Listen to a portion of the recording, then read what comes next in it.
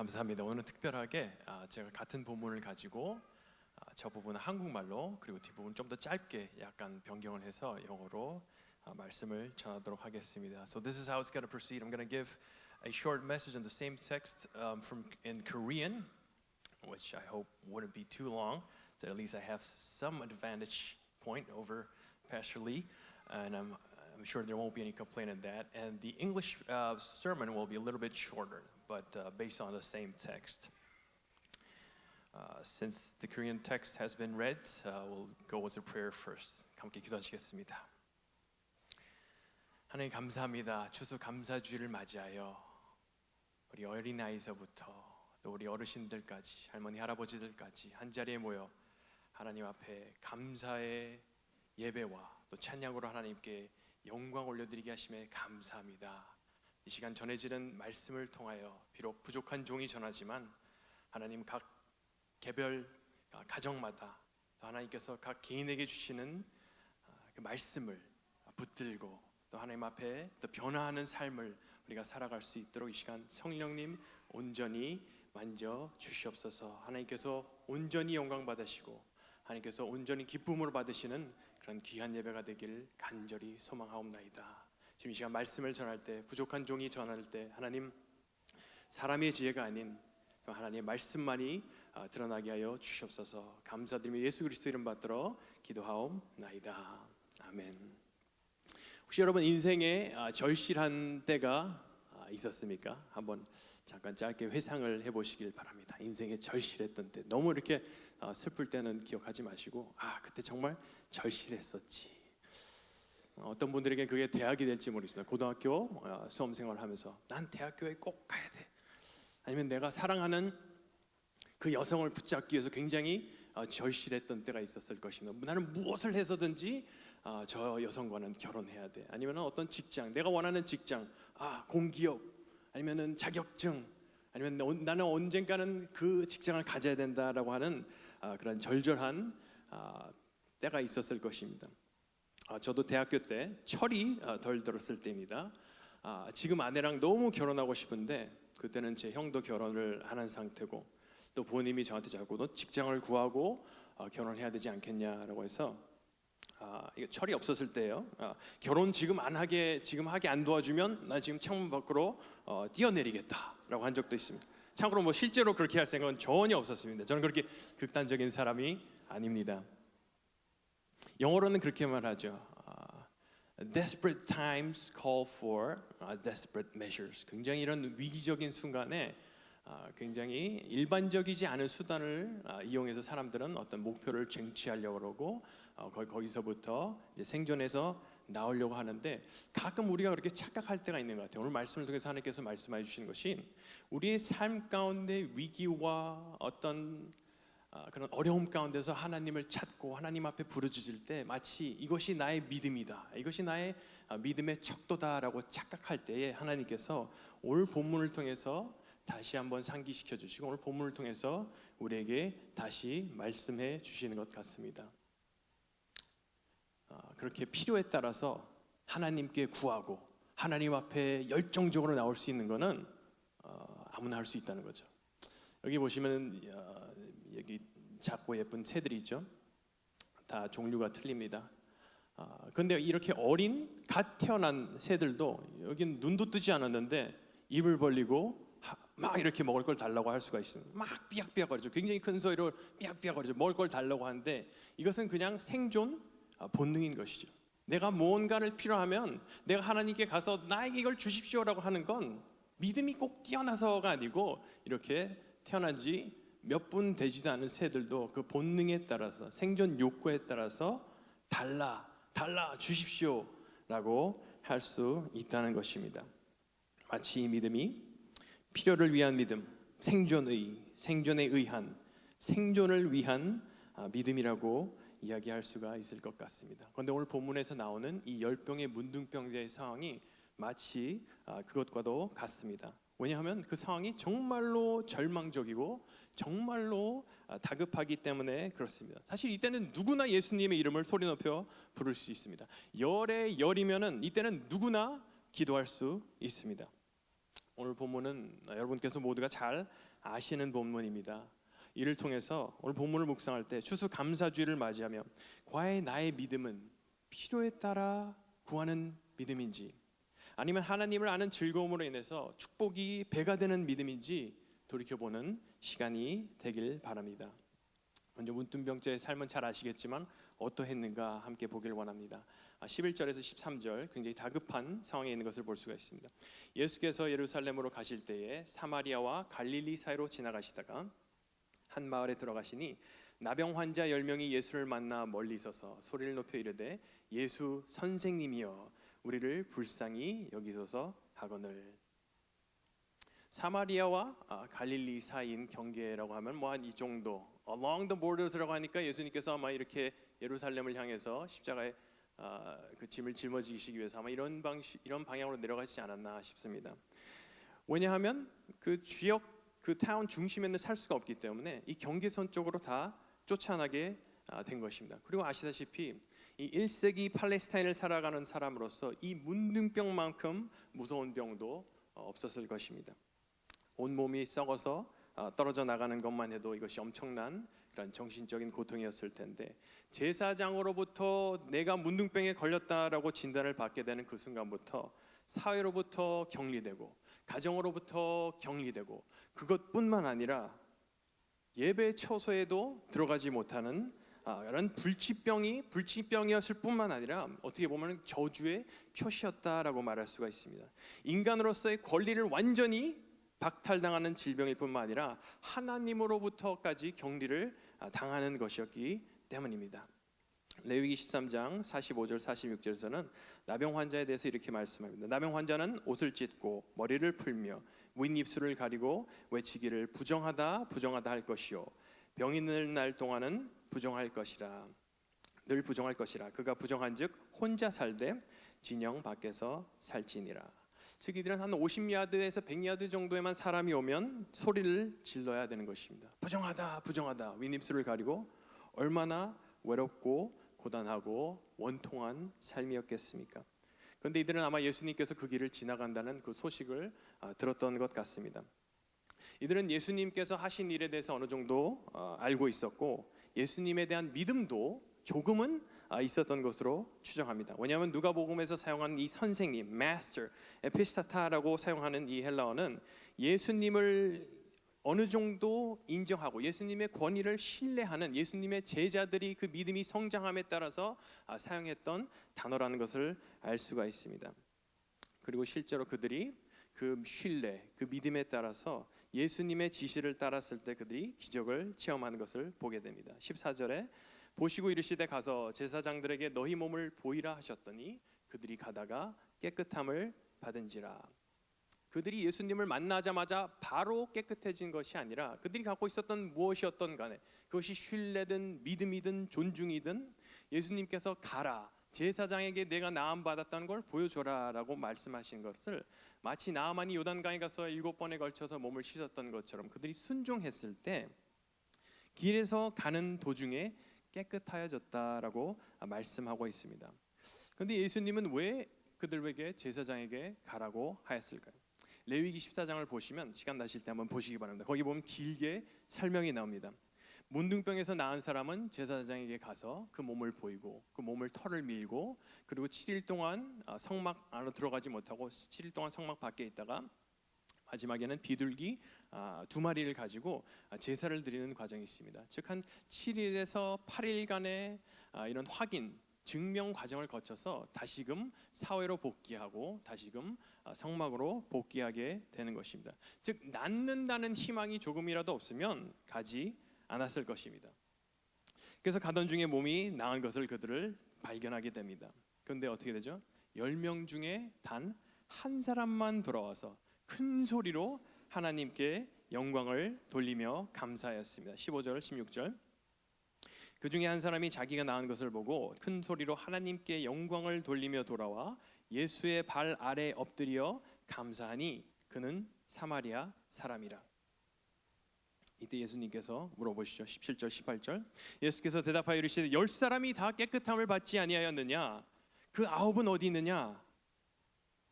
이 이방인 외에는 하나님께 영광을 돌리러 돌아온 자가 없느냐 하시고, 즉 예수님의 반응은 10명이면 10명 내가 다 고쳐줬으면 돌아와야 되는데 왜 너밖에 없느냐, 그리고 너는 이방인인데 어떻게 너밖에 오지 않았냐, 나머지 유대인들은 어떻게 하냐, 어떻게 하나님의 유전대로 따르고 하나님의 말씀대로 따르는 유대인들은 단 한 명도 돌아오지 않았는가라고 반응하십니다. 즉 한 명이 왔기 때문에 내가 너무 감사하다, 내가 너 때문에 희망이 보인다, 이게 아니고 10명이라면 다 당연하게 주님 앞에 와서 하나님을 찬양하며 감사의 예배를 드렸어야 하는 것이 바로 예수님의 기대였다라는 것입니다. 왜 그렇습니까? 왜냐하면 이 문둥병이라는 것은 하나님의 개입하심이 없으면 나을 수가 없는 병이기 때문에 그렇습니다. 불가능한 고통 속에서 하나님만이 개입하셨을 때 나을 수 있는 이 병을 고쳐주셨다면 이들도 이것이 하나님의 개입이고 이것이 바로 슈퍼내추럴한 것이고 초자연적인 것이다 라고 알았음에도 불구하고 이들이 그것을 무시했기 때문에 그렇습니다. 이거는 제임스 크리스텐슨이라는 사람이 그린 그림인데 9명의 이 문둥병자들은 계속해서 갈 길을 가는 것을 볼 수가 있습니다. 이때 사마리아인 문둥병자 혼자서 뒤를 돌아보는 이 그림을 잘 묘사하고 잘 표현한 것 같습니다.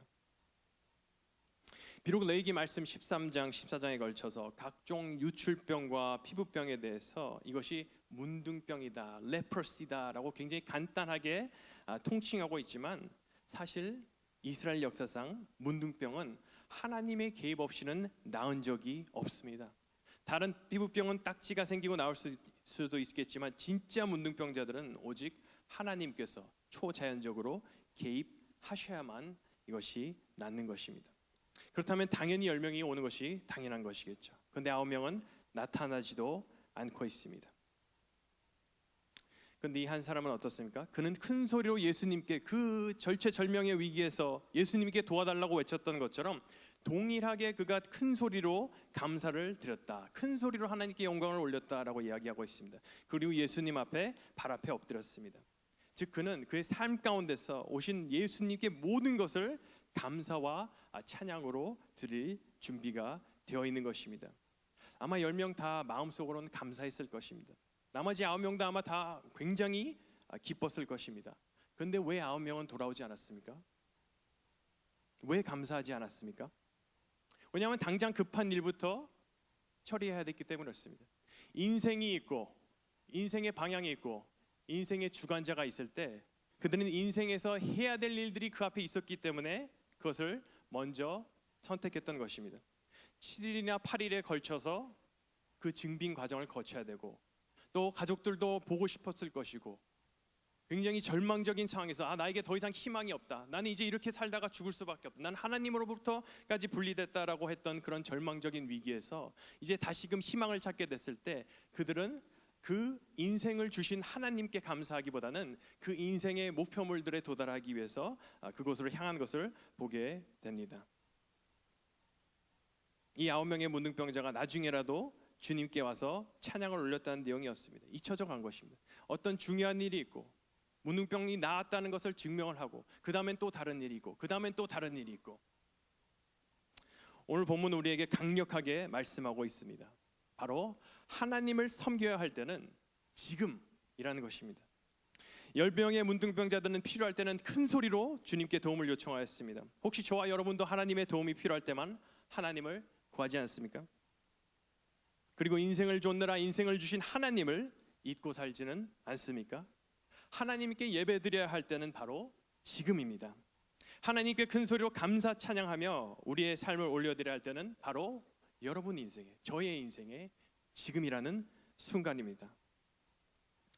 오늘도 예수님께서는 안타깝게 우리를 찾고 계십니다. 10명 중 9명은 어디 갔느냐? 안타깝게 부르십니다. 90%의 사람들이 하나님께 돌아오지 않습니다. 어디 갔습니까? 제사와 제식을 쫓아서 갔습니다. 교회에 갔습니다. 그런데 하나님은 찾지 않습니다.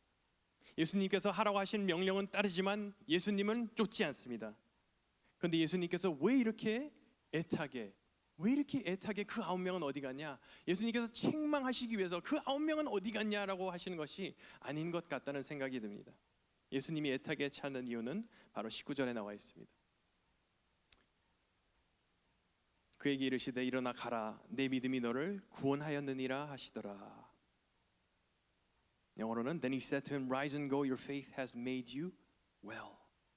감사하며 하나님께 영광을 올리며 돌아온 이 사마리아인에게 예수님께서는 문둥병을 치유한 것뿐만 아니라 우리말 너를 구원하였느니라. 내 믿음이 너를 구원하였느니라. 내게 나에게 돌아와서 감사와 찬양으로 예배를 드렸던 그 믿음으로 인해서 내가 너에게 육적인 치유뿐만 아니라 사회적인 입지의 회복뿐만 아니라 이를 뛰어넘는 구원이라는 영생의 선물을 너에게 그 믿음을 통해서 온전하게 해주겠다라는 것입니다. 하나님께 감사함으로 경배하는 그 믿음을 가진 자에게 하나님께서 그 믿음으로 인해서 온전한 축복을 주신 것입니다. 예수님의 마음은 이랬겠죠. 내가 고작 문둥병이나 고쳐주려고 온 줄 아느냐? 아니다. 난 너에게 구원을 주러 왔다. 난 너희들에게 저주를 축복으로 바꾸고 불가능한 것을 가능케 하고 영원한 생명을 주러 왔는데 나머지는 어디 갔냐? 예수님께서 오늘날 우리 교회를 보면서 우리의 삶을 보면서 아마 동일하게 탄식하고 계신지는 모르겠습니다. 오늘 추수감사주일을 맞이해서 온전한 감사의 예배가 오늘 바로 지금 이 시간에 회복되시길 주님의 이름으로 축원합니다. Okay, now we move on to English version, which is going to be shorter relatively. I'm going to read the verses for you from verses 11 through 19, Luke chapter 17. Now on his way to Jerusalem, Jesus traveled along the border between Samaria and Galilee. As he was going into a village, 10 men who had leprosy met him. They stood at a distance and called out in a loud voice, Jesus, Master, have pity on us. When he saw them, he said, Go, show yourselves to the priests. And as they went, they were cleansed. One of them, when he saw he was healed, came back praising God in a loud voice. He threw himself at Jesus' feet and thanked him, and he was a Samaritan. Jesus asked, Were not all 10 cleansed? Where are the other 9? Was no one found to return and give praise to God except this foreigner? Then he said to him, Rise and go, your faith has made you well.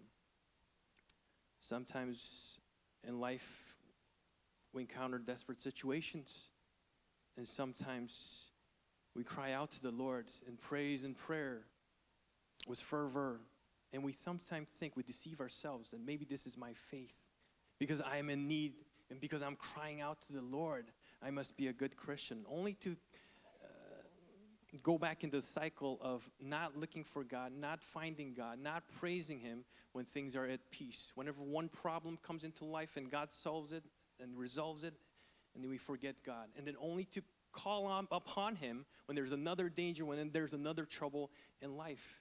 And we sometimes think, we self-deceive ourselves and think, this is my faith. Look how faithful I am. But today's passage resonates with how these lepers are crying out to the Lord, and sometimes how we in the same way just cry out to the Lord in times of need, and only in times of need, are just merely like these baby birds who have never learned, who have never been educated. This is just a survival instinct to cry out whenever you're in need. And maybe we're at that level, maybe we're in that faith where we're just calling out to the Lord, Lord, I need to go to college. Lord, I need to marry that woman. Lord, why are there so many bad things and evil things happening to me? It's all your fault. And we cry out to the Lord. And when things are at peace, we forget about Him. Then you know what? Our faith can be defined as a bird faith. Faith derived from the urge to fill only the earthly needs. Faith that is at best maintained for the sake of getting by the momentary heat in life. And we see the 10 lepers doing the same thing. They're addressing Jesus as master, as teacher, someone who has authority. And they're crying out, why? All 10 of them. Not a single one out of the 10 were like, no, I'm okay. I'm going to hold on to this leprosy. I'm kind of used to it. No, every single one of them were crying out, Jesus, Jesus, in a loud voice, Master, Master. Wow, at that moment, if you could capture that, you would think, wow, what a faith.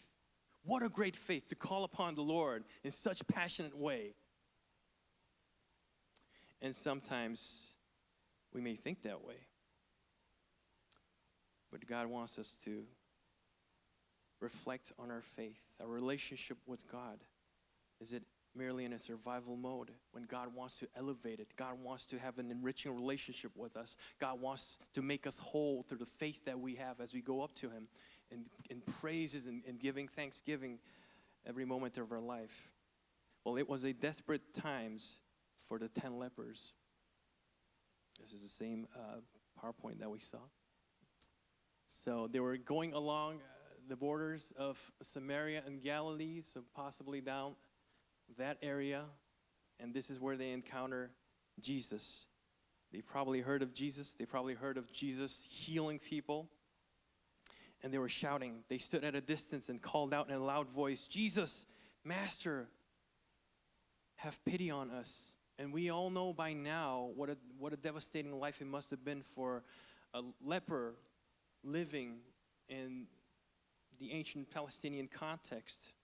You saw before your eyes your flesh decaying, and more severely, you were isolated from your people, from your family. You're segregated.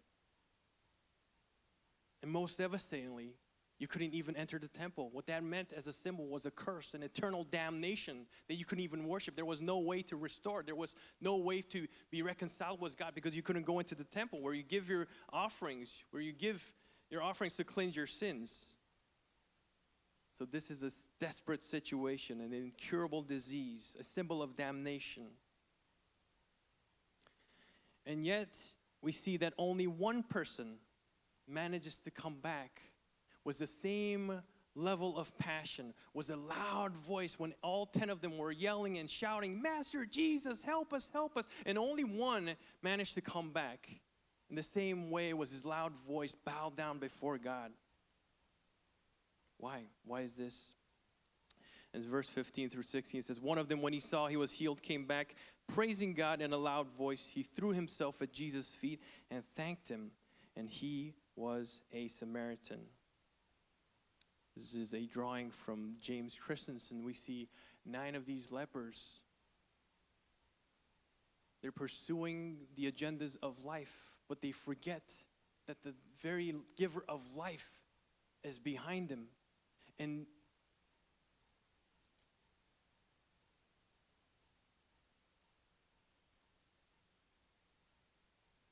how often do we pray to the Lord? "Lord, do this for me. Do that for me."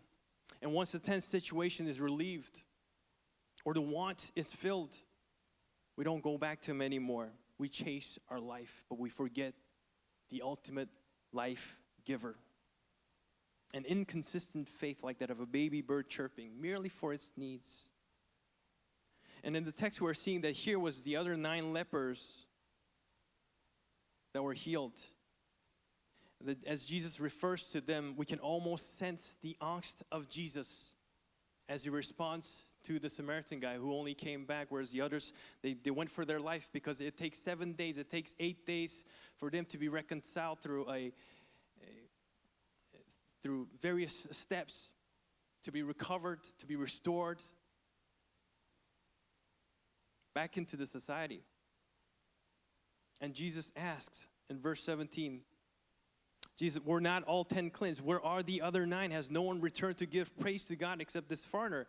Then He said to him, "Rise and go, your faith has made you well." In an English version, it says that your faith has made you well. It almost seems like just Jesus is saying, yeah, it's just reaffirming and confirming that because by your faith, because you went back to the priest, that you got healed. But in the Korean version, which captures the actual meaning better, it says that your faith has saved you.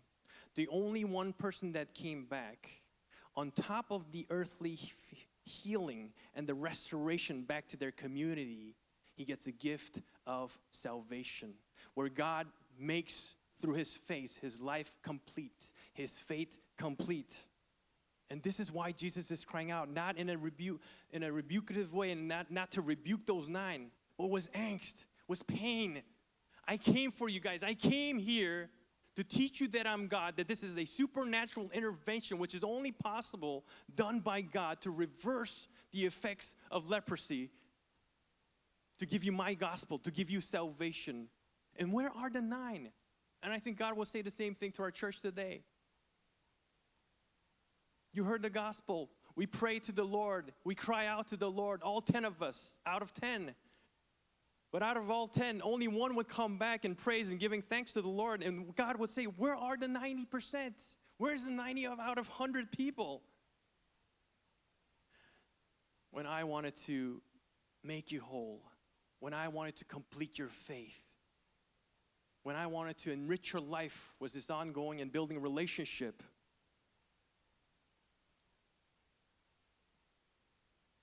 He is the creator and sustainer of life, who is worthy of our worship. He is the King of all kings. In Psalm chapter 29, verse 2, it says, ascribe to the Lord the glory due his name. Worship the Lord in the splendor of his holiness. 90% of them were busy getting back to their businesses and livelihood. And I think God asks today to the church, are you one of them? Jesus came for us. He died for us, and now he lives. And because of that grace, we too shall live. But are we giving the worship which is due to him? Are we giving the praise of thanksgiving to him?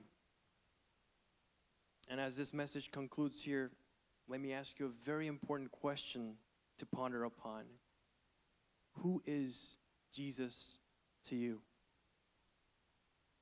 Let us pray.